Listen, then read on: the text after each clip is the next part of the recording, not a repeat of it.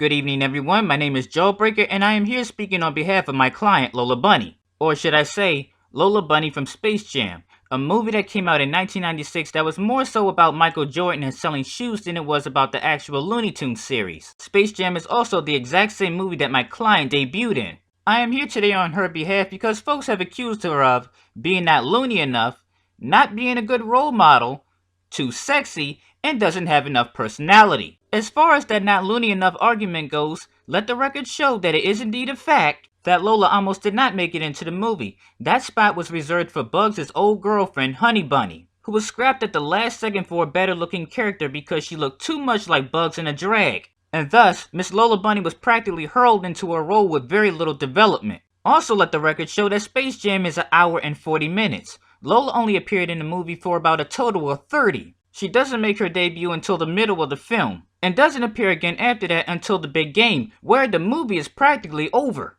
But even towards the end of the film, Lola was barely allowed to open her mouth or even show her full potential. A potential that you couldn't see unless you read the Looney Tunes comics, because she was being overshadowed by the only two main important characters in the film, Bugs Bunny and Michael Jordan. But I mean, of course it's always the character's fault, right? I mean, who would blame the creative team? I mean, why would you blame Congress, the actual lawmakers, when blaming the president is so much more easier? And there seems to be this bug going around that classic Looney Tunes fans like to go off of called nostalgia. They often like to use it to downplay Miss Lola Bunny as a character, saying she's not loony enough. And if that's the case, then I have to ask the viewers, what exactly was so loony about Space Jam in the first place? And if you arrived at nothing, exactly. Nostalgia is good. It reminds us of the good times. But sometimes, too much nostalgia makes us do stupid things, like vote for Donald Trump. It's also not the only thing that makes something sell or makes something great. Lola might have not been as loony as, say, Bugs Bunny. However,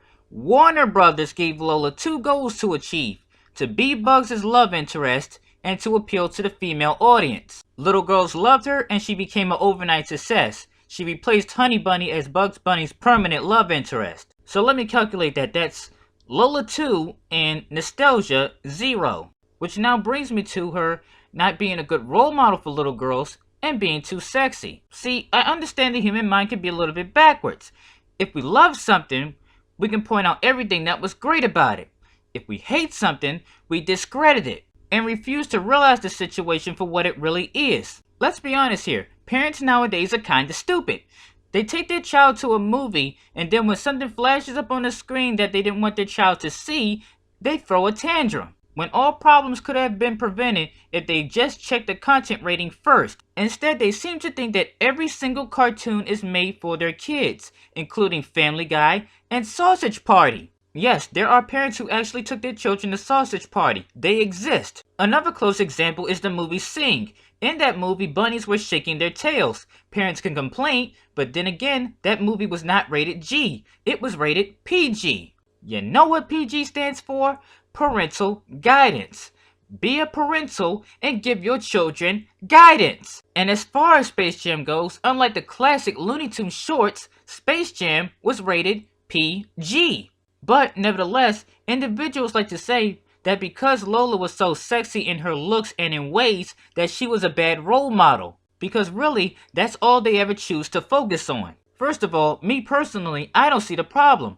I see a gorgeous character who is comfortable in her own skin and doesn't have a problem showing it off. Lola loved herself, something you would think would be a good example for kids. But nowadays, we as humans love to treat sex and sex appeal as an abomination, and continue to keep on telling our children that big old lie that if you keep on fapping, you're gonna go blind. Oh, I'm sorry, did I say fapping? I meant touching yourself. Does that sound better? If people were actually able to look past this, they would realize that Lola was actually quite the independent woman. Yes, there came a point where Bugs had to save her, but then again, that's actually what love interests do. At some point, they get in trouble and the hero has to save them. But the time leading up to that point, Lola showed that she didn't need much support from the male characters. Not only did she prove that she belonged on the team by scoring on Bugs, she also pulled her own weight during the big game and scored on the Monstars. She also showed that she was a bit of a no-nonsense character, not taking any sexist remarks from either one of them. Wait a minute.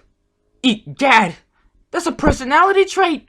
I could have sworn Lola had no personality! Wait a minute. It's all coming back to me now.